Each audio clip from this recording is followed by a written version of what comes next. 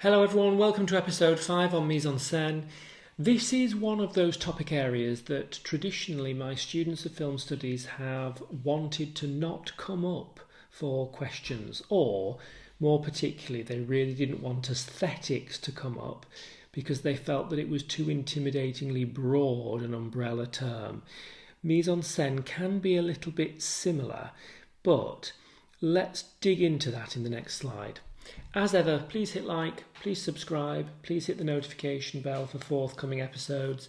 Beyond this, I might do a little bit of camera movement revision, and then I want to start making a look at what is required of you overall, the brief for your short film production coursework, or the screenplay and accompanying storyboard. Mise-en-Scène.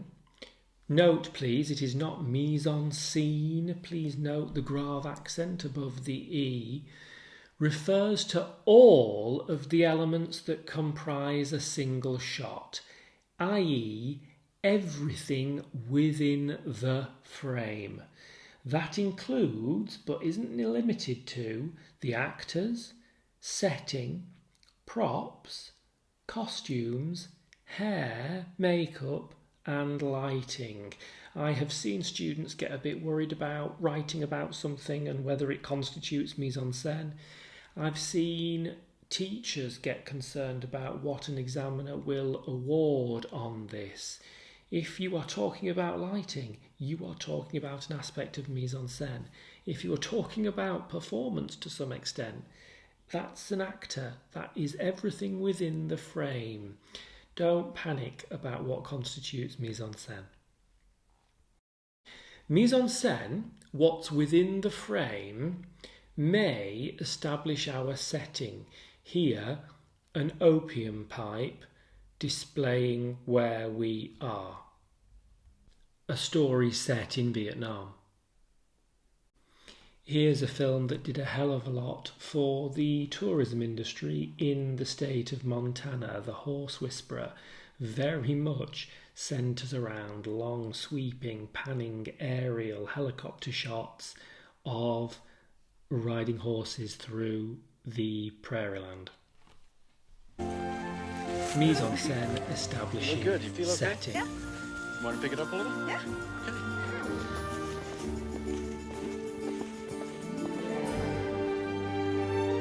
Watch your reins. Give him some room. Let him do the work.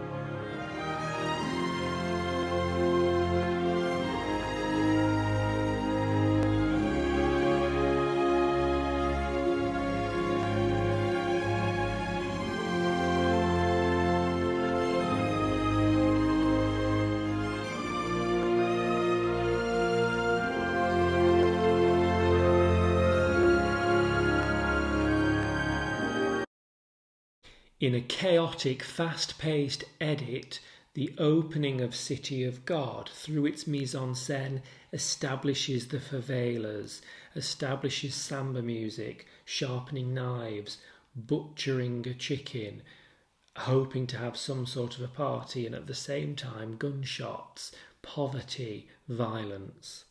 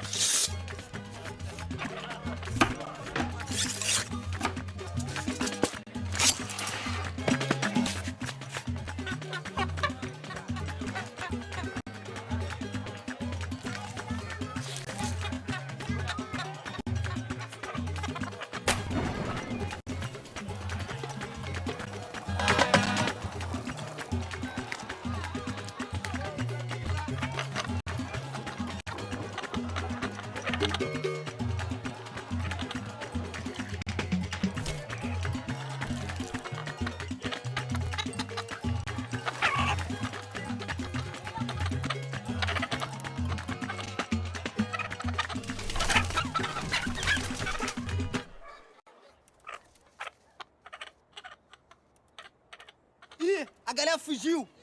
Ô, rapaz, você aí, meu irmão. Pega a galinha, segura a galinha aí, rapaz. Vambora, porra!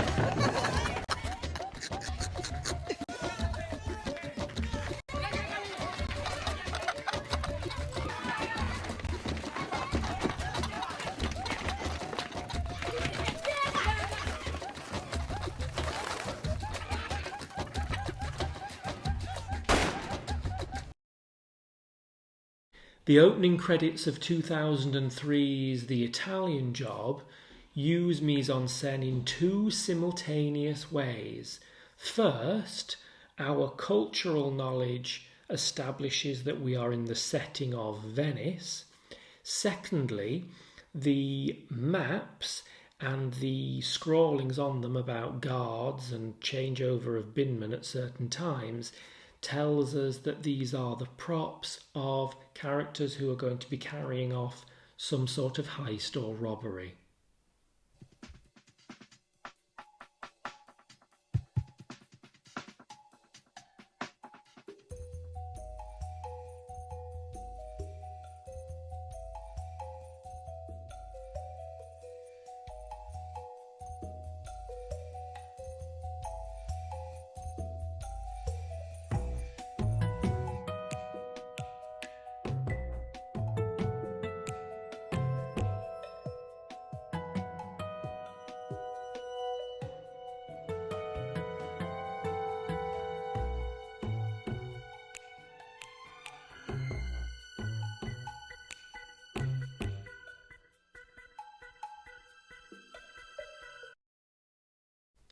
Props are a part of mise-en-scène. Cast your eye over these stills for me, please, from a panning shot around the apartment in the immediate opening of Hitchcock's Rear Window from 1954. What does that establish for us within the opening? And I will come back to that in a couple of slides' time.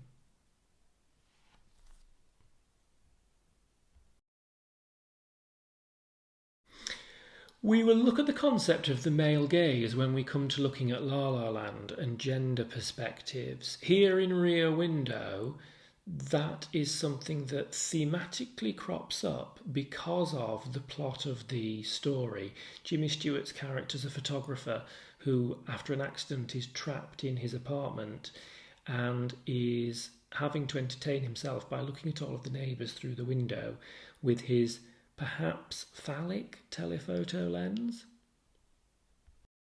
In the opening credits sequence, his blinds go up and down, lifting like the curtain at a show.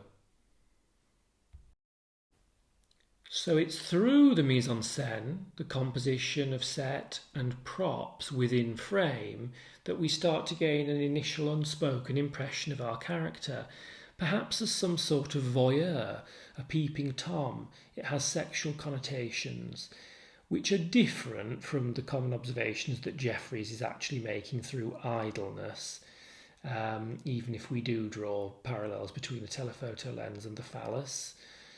But it does centre to some extent on the concept of the gaze, the psychological effect of an awareness of being visible or watched.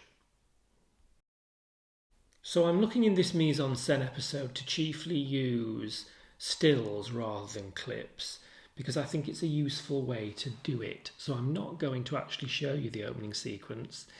I just want you to cast your mind back to those objects that I asked you to pause on. What do you infer about who we're with, what he does for a living, what's happened, and his attitude to others, just from a pure cinema montage pan across some props? So in the order of the edit of this pan, in the juxtaposition of the images, remember my episode 2 on editing, where Hitchcock's face was spliced against a woman and child, was spliced against a smile, having a very different meaning from splicing in a bikini-clad woman in the middle. We have a cast on a broken leg with the character's name on it.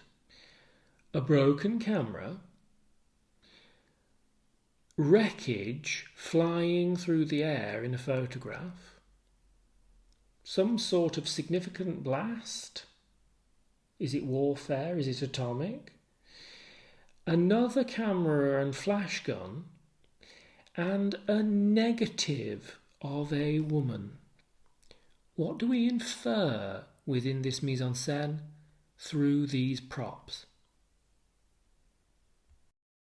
We're presented with a well-travelled man who lives by his work as a photographer when the camera pans around the confines of the apartment, over a broken camera and several photographs, including the crash in which he broke his leg, some sort of blast, and finally a negative of a beautiful woman.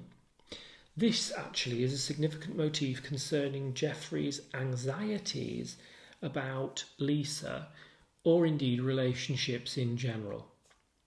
This is typical of Hitchcock's pure cinema montage technique, in which, through the editing process, a great sense of the protagonist is given through visual narrative entirely without any spoken dialogue. Here's a man who defines himself by his work and looks at things from an isolated perspective through a camera.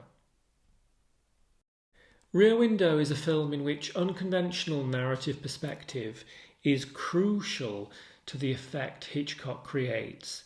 The plot focuses on a photojournalist whose profession is based on observing others. When thrust into inactivity after an accident, this trait turns into the observation of the daily activities of his neighbours.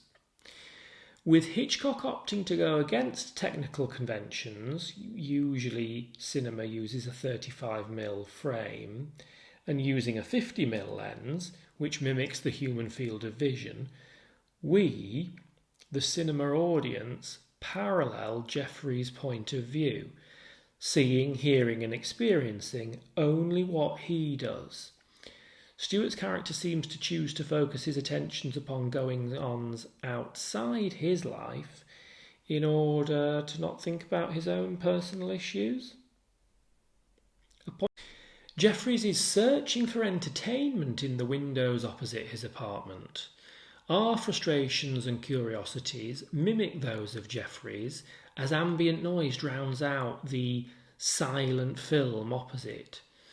Rear Window has been described as a meditation on the nature of film itself, the idea that the windows form a kind of cinema screen multiplex, a diversionary tactic where each window is a screen, a projection of a series of possibilities for himself, from the Lonely Hearts figure to the nagging and abusive marriage, and several points in between.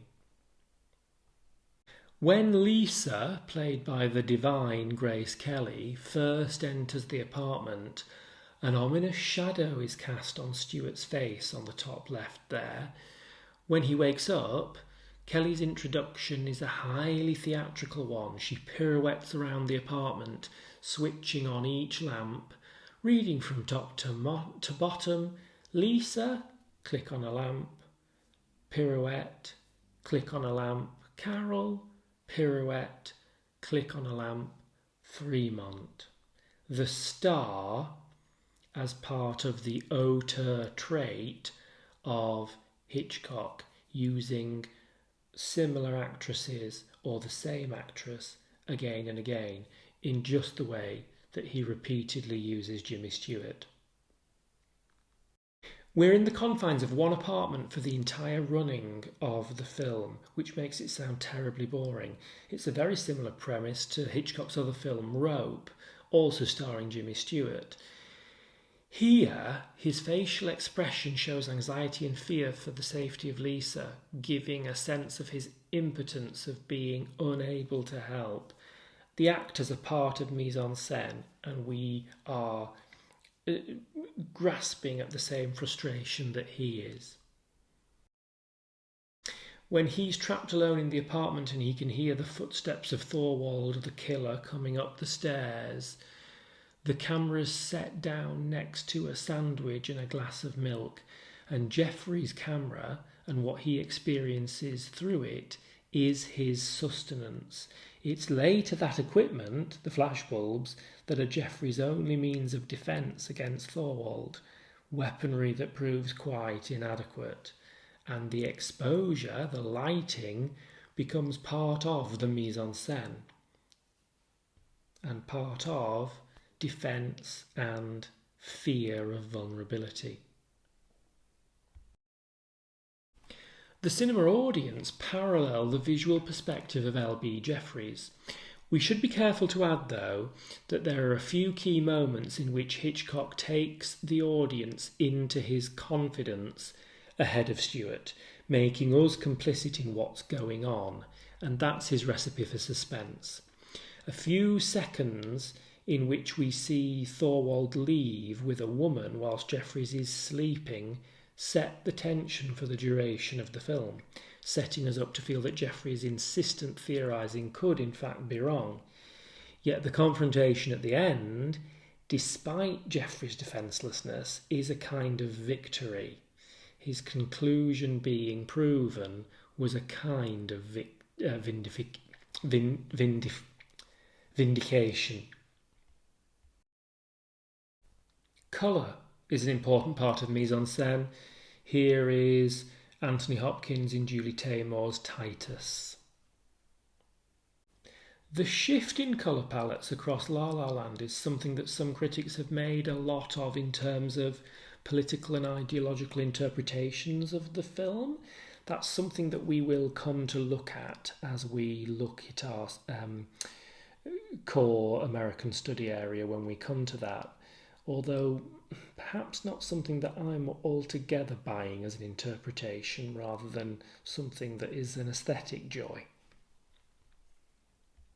Perhaps we might make something, though, besides the dual tone dresses, of all of these blues cutting to this red glow of hearing Seb's music for the first time and drawing us into the plot.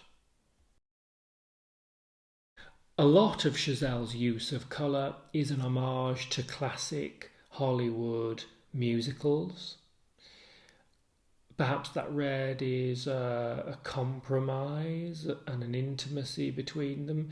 And then the green is something that Chazelle directly tells us was inspired by Vertigo as they come to the breaking point argument of their relationship. We've got to make sure that we make mise-en-scène about analysis engaging with meaning and response. Does the combination of those initial blues associated with Mia and reds associated with Seb become here a purple that is a fantasy of what could have been? Below that, there is a very overt red motif throughout. We need to talk about Kevin. We open with the Tomatina Festival and Eva's enjoyment of that. We cut back to this scene a little later when her husband is telephoning asking for her return and she looks lost. She doesn't want the disorientation that she would take married life and children to be. And in the aftermath of the atrocities that Kevin commits on the infamous Thursday, we pan across a red candle, a bottle of red wine, and tomato sauce on a low-rent mediocre meal, with this cast of red light across the whole scene that is then explained by the vandalism of red paint across her windows. We see her dwelling on things in the red neon of a cafe, and we see the aftermath of that vandalism. All, of course, symbolic of first passion and then violence. Amélie actually uses a lot of lighting and colour temperature in an unusual way that would be technically inaccurate in terms of its very warm colour temperatures. And we get a lot of these warm yellows conversely contrasted with really sickly, cool blues and greens. That picture of the cafe there is an example of mise-en-scène very much establishing a Parisian setting.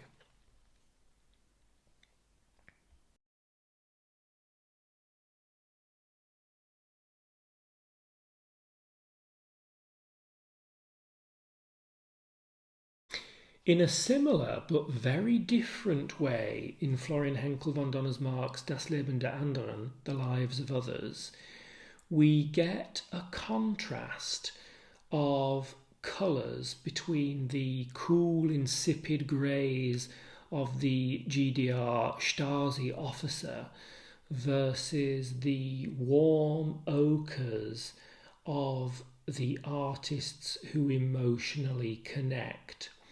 Von Donnersmarck explicitly states that he kept the colour palette very, very limited to emulate the sort of availability of low contrast paint colours in East Germany versus the kind of more saturated colour one might see in the capitalist West.